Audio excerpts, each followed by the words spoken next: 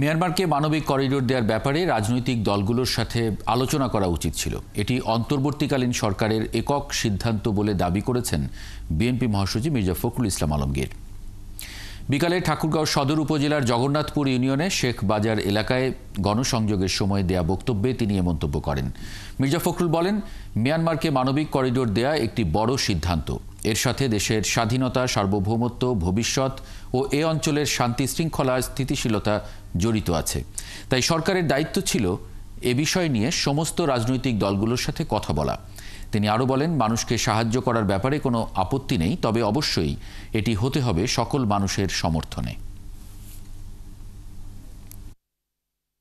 আমাদের মানুষকে সাহায্য করার ব্যাপারে কোনো আপত্তি নাই। জাতিসংঘ উদ্যোগ নেতাকে সাহায্য করার ব্যাপারে আপত্তি নাই। এটা হতে হবে সমস্ত মানুষের সমর্থনে। আমরা আরেকটা গাজায় পরিণত হতে চাই না। আমরা আরেকটা যুদ্ধের মধ্যে যাওয়াতে চাই না। আমাদের এখানে এসে আরো কেউ জলকর্ম করুক, সেটা আমরা চাই না।